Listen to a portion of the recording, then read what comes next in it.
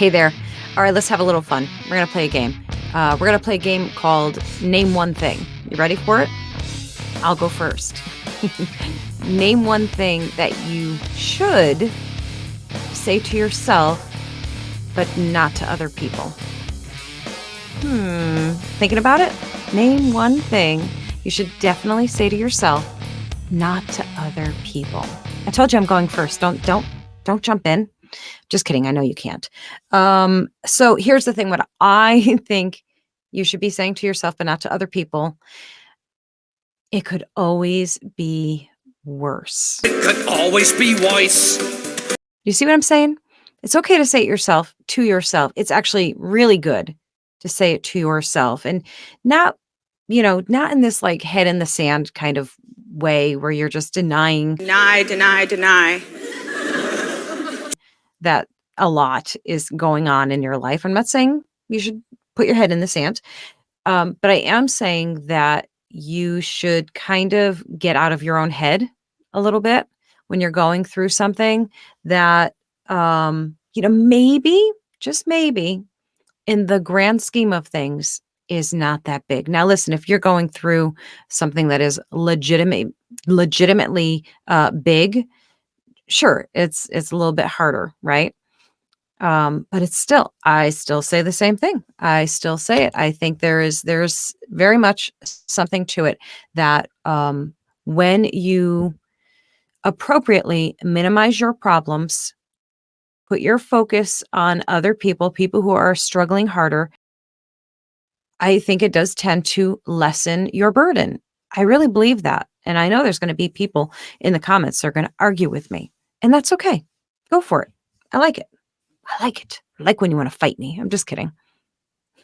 Not really. I do like it better when you agree with me. So just agree with me. It's simple, right? No, but listen, but if you say that to another person, if you say, they're like, oh, this is going on. And I'm not saying that they're like whining or being a baby. Like they're legitimately saying like, I have this terrible thing happening. Like, let's say, for example, they lost their mother, I guess. That's like really dark, but they lost their mother. That is not the time to say, listen, it could always be worse. Not a good time. Not a good time for saying something like that. And nor do I think that you would in a time like that.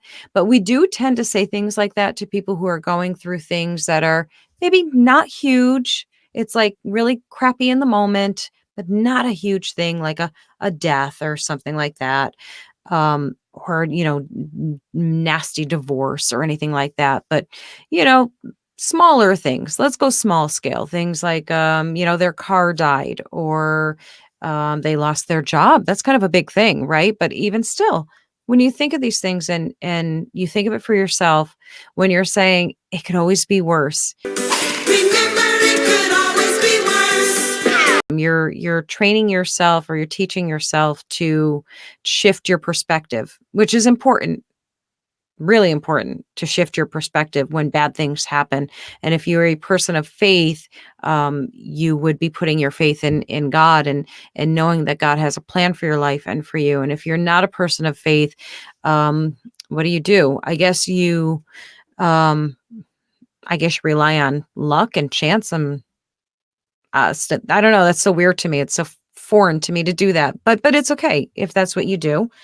But I prefer to believe that God has a bigger plan and a better plan. And I always loved the saying that maybe something didn't work out for you because something bigger and better is going to work out for you later, or maybe you're being saved from that thing that you thought that you wanted. So it's that whole perspective shift. But yeah, definitely. You should be telling yourself regularly, just to give yourself balance, that things could always be worse. Like this circumstance is really unpleasant right now. It's not fun. I'm going through it. I don't like it, but it could be worse. And other people have worse things going on. And I think that really, listen, I just think it balances your brain. I think it puts things in perspective and helps you look for positive, because there will be positive. God works all things for the good of his believers. So if you believe, as I do, then you know that that is the case, that no matter what you're going through right now, no matter how bad it is, God sees it. He knows. He's hurting with you and for you, but he also says, listen, this, I have to allow this to happen. You have to go through this because there is a reason. There's a reason for this season. um, but listen, I've got something for you. I've got something for you on the other side of this pain, of this uncertainty and this challenge that you're going through right now. You've got to go through it. You've got to get through it to get to where I need you to be, to receive what's rightly yours. Okay. So if you're going through it right now, you need to change that perspective. If you can do it, man, change it on a dime. Do a dead stop pivot. Pivot! Pivot! Pivot! And change how you're looking at it. And boy, it's so hard. And it's so hard to do when you're in the middle of the worst of whatever it is, whatever is going on.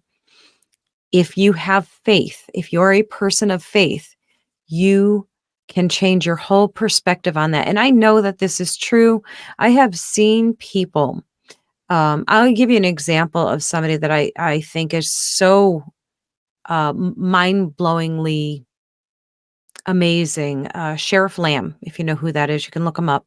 Sheriff Lamb had just a catastrophic, devastating loss in his family, and it was, can't even fathom. Okay, and there are other people who have losses that occurred like this and were so awful, and they were right out there expressing their faith and trusting in God, and to see such a deep, abounding faith in trials, in the worst struggles of somebody's life, to be able to lean into God and trust that he will bring good from all of this bad. He will bring good, and that is so powerful. It's so incredibly powerful. And it's not to say that they don't hurt. It's not to say that they're just like, oh, okay, it's all good. You know, we had a catastrophic loss, and but it's okay. They're not saying that. Nobody is saying that. Nobody is saying to not grieve. Nobody's saying ignore your hurt or your loss, but let God work in your life. And here's the funny thing. Here's the funny thing. I did not know this was going to be such a God-centric, one-sided conversation.